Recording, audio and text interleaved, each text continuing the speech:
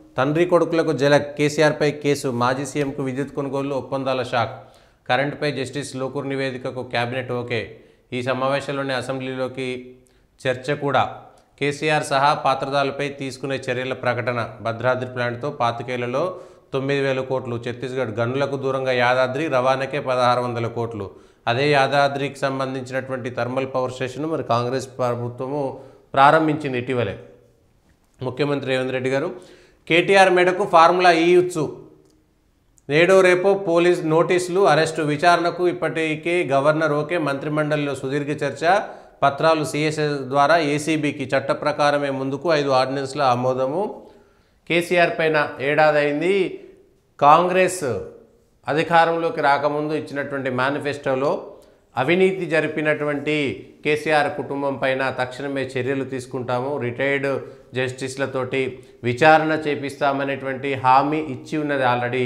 ఏడాది గడిచిపోయింది ఏడాది గడిచిపోయిన తర్వాత అనేకమైనటువంటి ఆరోపణలు కేసీఆర్ పైన కానీ ప్రభుత్వంలో ఉన్నటువంటి ఆయన కేసీఆర్ కుటుంబం పైన కానీ అనేకమైనటువంటి ఆరోపణలు ఇసుక అక్రమ రవాణా నుంచి మొదలు పెడితే మిగిలినటువంటి అంశాలలో అనేకమైనటువంటి ఆరోపణలు వచ్చాయి ఇప్పటి వరకు దానిపైన ఎందుకు చర్యలు తీసుకోలేదనేటువంటిది ఏడాది గడిచినా కూడా ఇప్పటి వరకు ఎందుకు చర్యలు తీసుకోలేనటువంటిది వచ్చినటువంటి చర్చ ఇప్పుడు కేటీఆర్ను అరెస్ట్ చేస్తారా రుజువులు చేయగలుగుతారా అవినీతి జరిగిందని ఎందుకంటే అవినీతి అంటే అన్ని లక్షల కోట్లు ఒకేసారి కనపడకపోవచ్చు కానీ అవినీతి జరిగింది ఫార్ములా రేసుకు సంబంధించినటువంటి కేసులో ఫార్ములా రేస్కు సంబంధించినటువంటి అంశంలో 100 కోట్ల రూపాయలు చేతులు మారినటువంటిది బాగా వినిపించినటువంటి ఆరోపణ అయితే అది నేనే చేశాను అనేటువంటి విషయాన్ని స్పష్టంగా కేటీఆర్ చెప్పారు దాంట్లో అవినీతి లేదు రాష్ట్రానికి మంచి పేరు తీసుకురావడానికి మాత్రమే చేశాం తప్ప అందులో అవినీతి లేదు అది బహిరంగ రహస్యంగా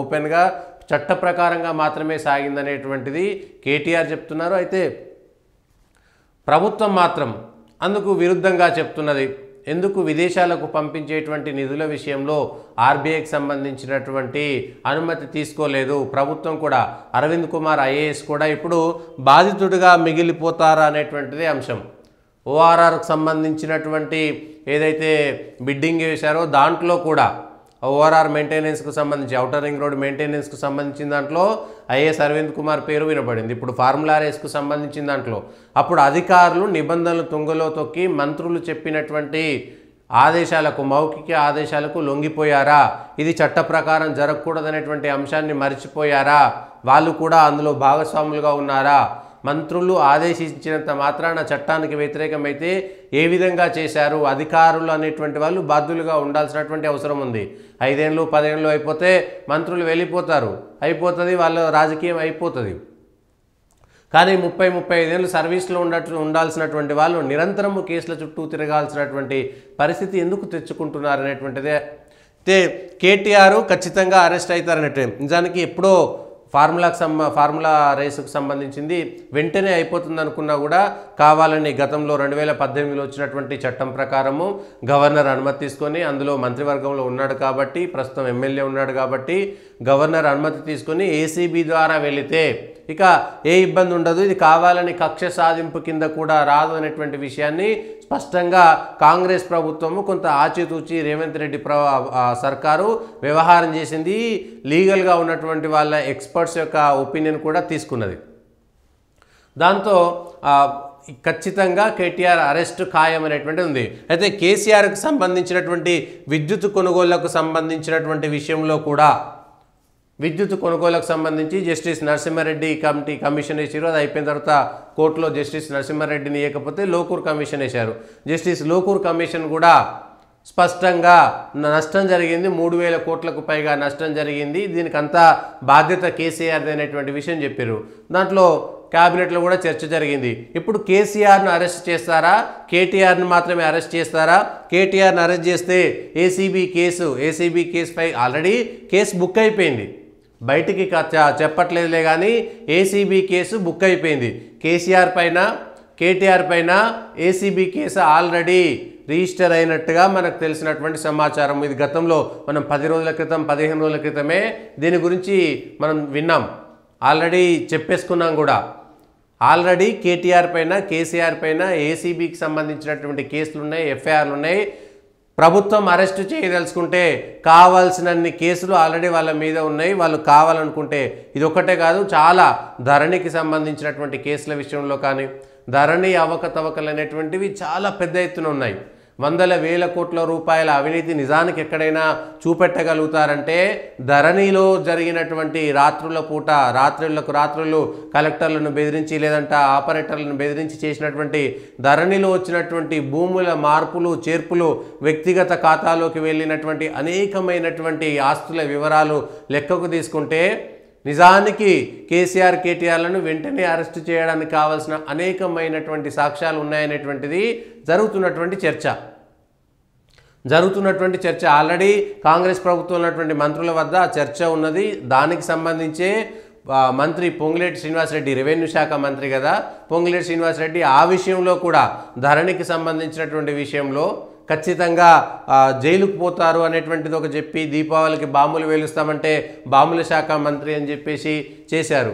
ఇప్పుడు కేటీఆర్ కూడా మరి జైలు వేయించిన వాళ్ళంతా ముఖ్యమంత్రి అవుతారు కాబట్టి సోదరి కవిత ఆల్రెడీ జైలు వేయించారు కాబట్టి ఆ పోటీలో ముందుండాలి అనుకుంటే ఖచ్చితంగా ఆల్రెడీ చెప్పారు జైలు పంపిస్తే హాయిగా జైలుకి వెళ్ళి రిఫ్రెష్ అయ్యి వచ్చి పాదయాత్ర చేసి ప్రజల్లోకి వెళ్తా పోయింది ఏమున్నది అనేటువంటి మాట కేటీఆర్ స్పష్టంగా చెప్పేశారు.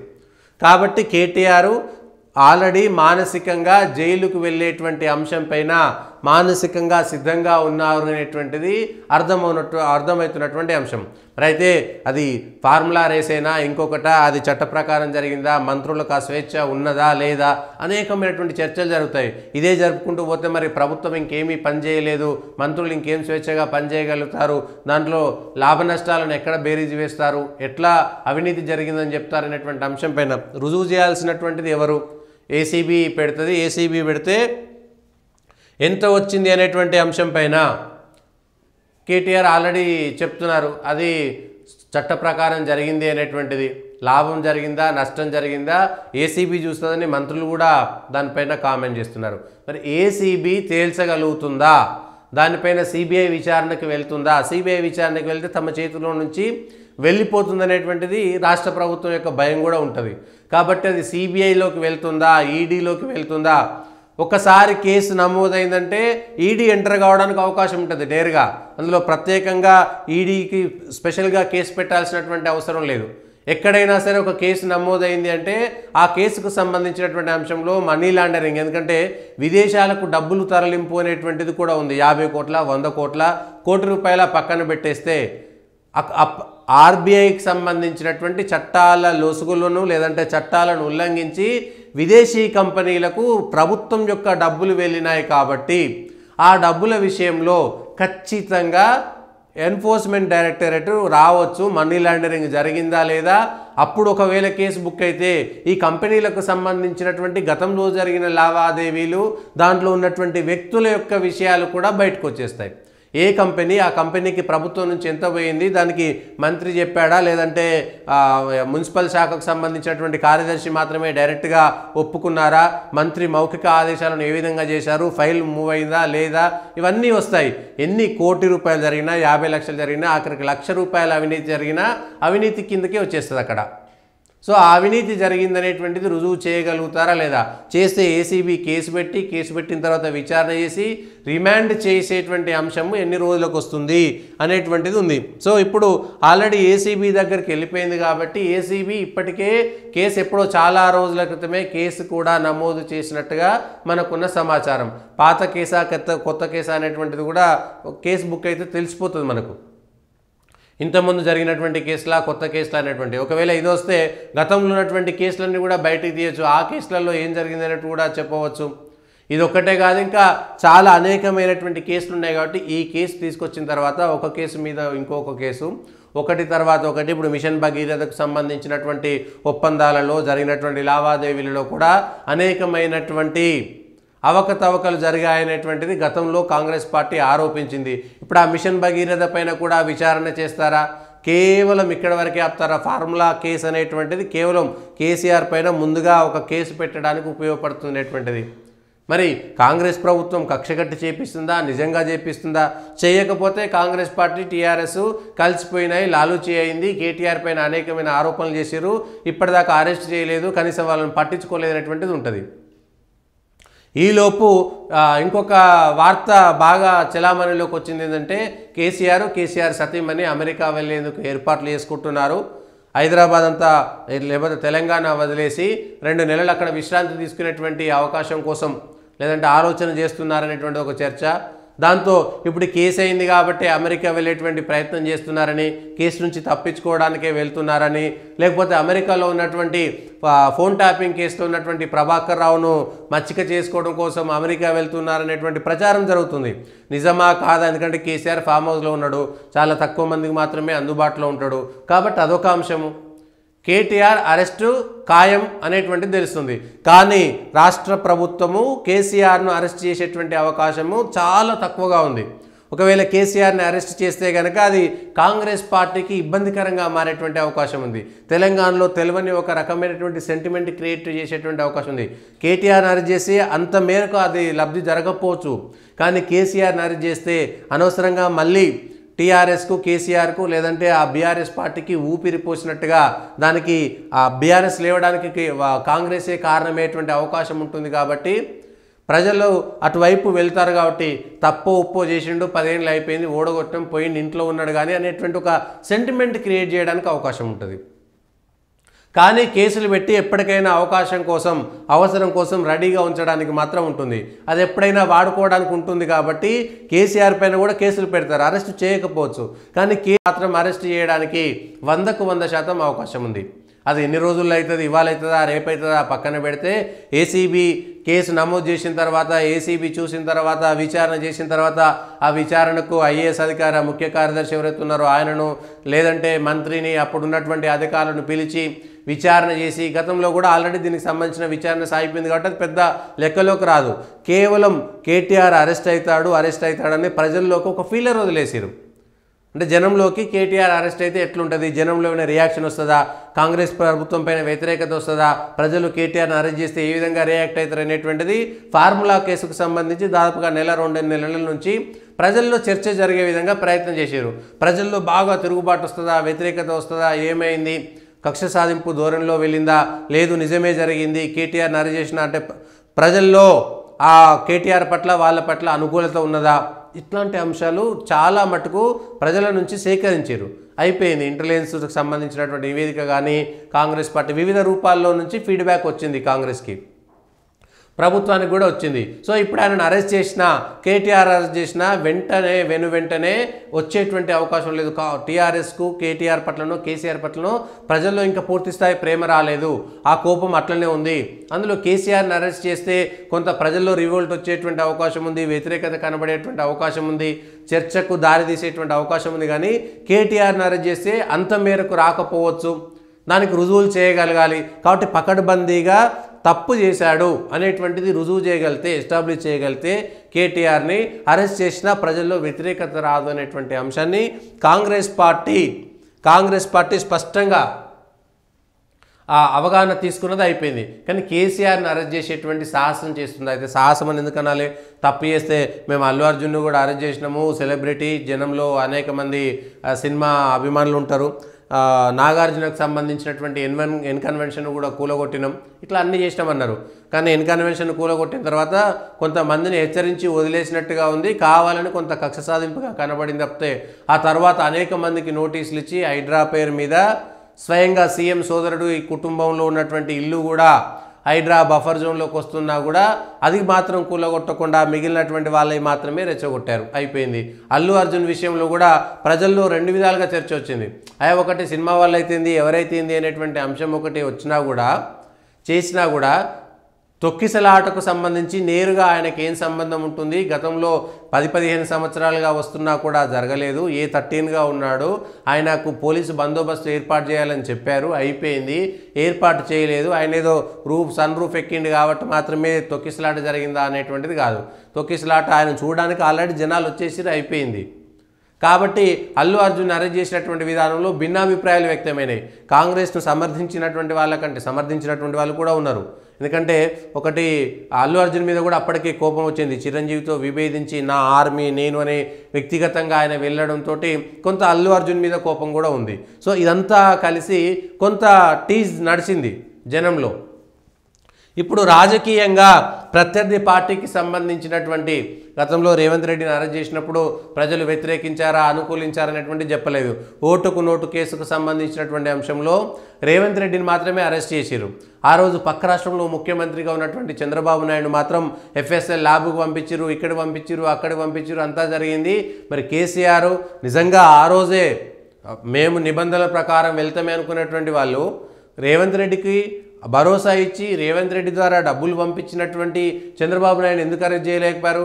పక్క రాష్ట్ర ముఖ్యమంత్రి అయినంత మాత్రాన ఆయన ఒక పార్టీకి సంబంధించినటువంటి అధ్యక్షుడు, తప్పు చేస్తే ఎవరినైనా అరెస్ట్ చేయొచ్చు, అధికారం ఉంటుంది, మీకు ఏసీబీ ఉంది, మాకు ఏసీబీ ఉంది అనేటువంటి అది ఇవి చేశారు తప్ప ఇప్పుడు రేవంత్ రెడ్డిని అరెస్ట్ చేసినటువంటి వాళ్ళు చంద్రబాబుని ఎందుకు అరెస్ట్ చేయలేదు? ఈరోజు కూడా అదే మళ్ళీ అనుమానాలకు తావిస్తుంది. కాబట్టి కేటీఆర్ని అరెస్ట్ చేస్తే రాజకీయ లాభ నష్టాలను మాత్రమే ఎవరైనా బేరీజు వేసుకుంటారు ఖచ్చితంగా. అరెస్ట్ చేస్తే ఏం కాదు అనుకునేటువంటిది ఏముండదు. ఖచ్చితంగా కేటీఆర్ని అరెస్ట్ చేస్తే అక్కడ ఉండేటువంటి టీఆర్ఎస్ శ్రేణులు భయపడతాయా లేదా? అరే కేటీఆర్ అరెస్ట్ అయ్యిండు మేమెందుకు పోవాలని టీఆర్ఎస్ శ్రేణులు కొంత వెనుకకు పోయేటువంటి అవకాశం ఉందా లేదా? కొంతమంది ఎమ్మెల్యేలు నిజానికి ఈ అసెంబ్లీ సమావేశాలు సాగుతున్నాయి కానీ గత అసెంబ్లీ సమావేశాల కంటే ముందే టీఆర్ఎస్కు సంబంధించినటువంటి 20 మంది ఎమ్మెల్యేలు కాంగ్రెస్లో చేరిపోతారని బాగా ప్రచారం సాగిన ఆ తర్వాత నిజానికి సబితాయింద్ర రెడ్డి లేకపోతే నర్సాపూర్ ఎమ్మెల్యే వీళ్ళందరూ కూడా వస్తారనేటువంటి చివరి దాకా చర్చ జరిగినా అది జరగలేదు, అది కాలేదు. ఎందుకు అనేటువంటి అంశంపైన ఇప్పుడు చర్చ. సో ఇవాళ కేటీఆర్ని అరెస్ట్ చేస్తే ఎమ్మెల్యేలు చాలామంది టీఆర్ఎస్కు సంబంధించినటువంటి ఎమ్మెల్యేలు చాలామంది కాంగ్రెస్లోకి వెళ్ళడానికి అవకాశం ఉందా? కాంగ్రెస్లో గందరగోళం ఉంది, తీసుకోవాలని కొందరు, తీసుకోవద్దని కొందరు. ఒక్కరు రేవంత్ రెడ్డి ఒక్కరే నిర్ణయించేటువంటి అవకాశం లేదు కాబట్టి అనేక మంది నిర్ణయం తీసుకోవాలి. కాబట్టి టీఆర్ఎస్ నాయకులు కూడా ఎవరిని నమ్మిపోవాలి? రేపు పొద్దుగాల ఎవరు ముఖ్యమంత్రి ఉంటారో ఎవరు ఉండరో, ఏ పార్టీ నాయకుడో జాతీయ పార్టీ అక్కడికి పోయి అంత ఈజీగా నెగ్గగలుగుతామా లేదా అనేటువంటి అంశంలో టీఆర్ఎస్కు సంబంధించినటువంటి నాయకులు ఉన్నారు. గతంలో టీడీపీలో పనిచేసి తర్వాత టీఆర్ఎస్లో పనిచేసి కేవలం ప్రాంతీయ పార్టీలలో మాత్రమే పనిచేసేటోళ్ళు కాంగ్రెస్లో పోవాలంటే కొంత భయపడుతున్నారు. ఈ దెబ్బతో కేటీఆర్ని అరెస్ట్ చేస్తే కాంగ్రెస్ ఇబ్బంది పోతుందా? కాంగ్రెస్కు సంబంధించినటువంటి ఏడాది పాలనలో మేము మేనిఫెస్టోలో పెట్టినాము, కేసీఆర్ కుటుంబానికి సంబంధించిన అవినీతిని వెలికితీస్తాము, వాళ్ళని అరెస్ట్ చేస్తాము, వాళ్ళపైన విచారణ చేస్తామని చెప్పినాము, చేసినాం తప్ప ఇష్టానుసారంగా చేయలేదు.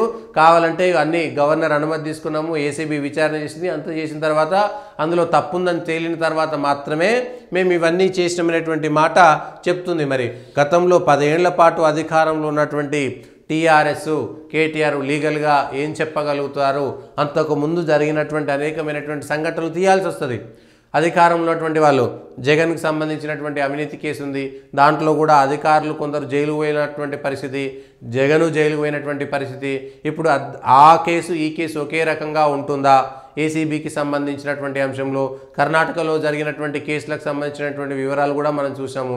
అక్కడ కూడా కేసులు బుక్ అయినాయి, మాజీ ముఖ్యమంత్రుల మీద కూడా కేసులు నమోదైనాయి.